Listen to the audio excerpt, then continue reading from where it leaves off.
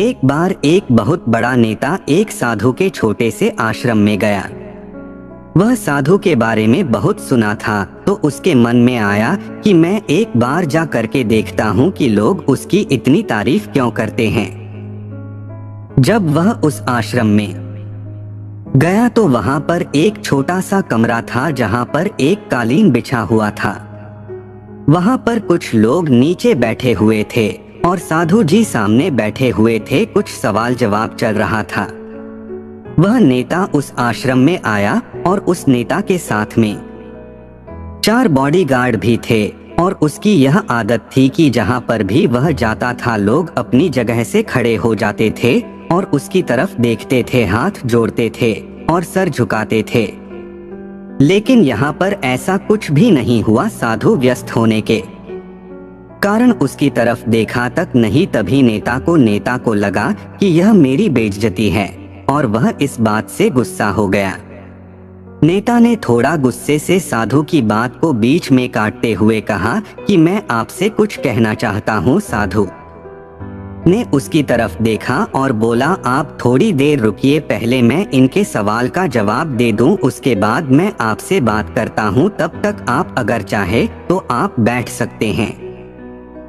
बस साधु का इतना कहने की ही देरी थी। नेता का चेहरा गुस्से से लाल हो गया और फिर उसने अपना सारा गुस्सा उस साधु पर निकाल दिया। अभी तक वह नेता बहुत तमीज से आप कह करके बात कर रहा था, लेकिन अब वह तू तड़ाक पर उतर आया। नेता ने उस साधु को कहा, तुझे पता भी है मैं कौन हूँ और तू किससे बात कर रहा है?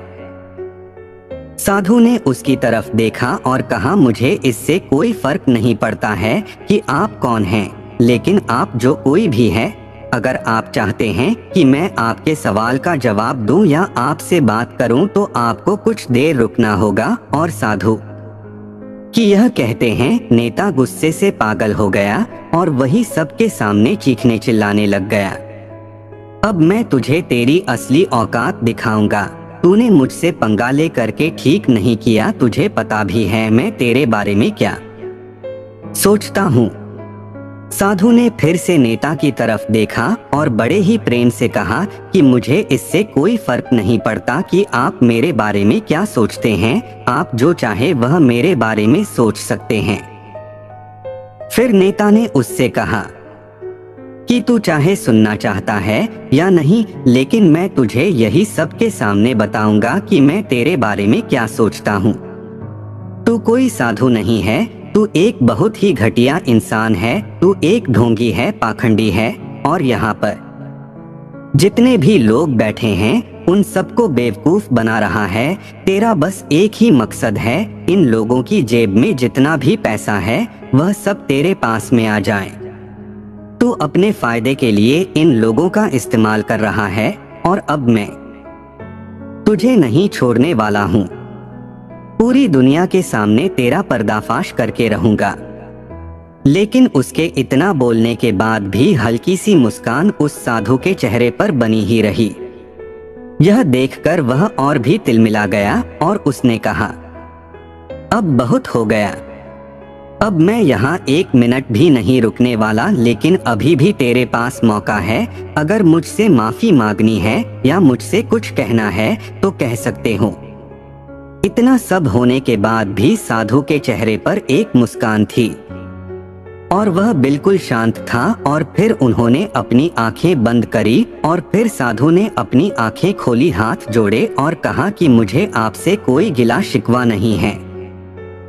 आपके लिए मेरे मन में कोई भी गलत ख्याल नहीं है। जो भी मेरे बारे में आपने कहा वह आपकी अपनी सोच थी, तो मुझे आप में कोई भी बुराई नजर नहीं आती है। मुझे आप बहुत ही भले इंसान लग रहे हैं। और साधु के इतना कहते ही नेताजी का दिमाग 7वें आसमान पर पहुंच गया।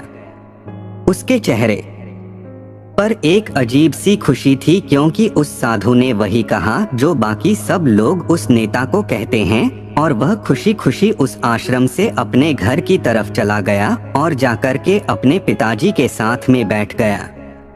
उसके पिताजी ध्यान में थे उन्होंने पूरी जिंदगी सिर्फ लोगों की सेवा करी और बदले में कुछ भी उम्मीद नहीं किया, तो थोड़ी देर बाद जब उन्होंने अपनी आंखें खोली और देखा अपने बेटे को अपने साथ बैठे हुए, तो उनके बेटे के चेहरे पर आज एक अजीब सी खुशी थी जो आज से पहले उन्होंने कभी नहीं देखी थी। फिर उसने एक एक करके सब कुछ बताया कि आज क्या हुआ, किस तरह से वह आश्रम गया और वहां पर क्या हुआ, उसने क्या कहा और साधु जी ने क्या कहा।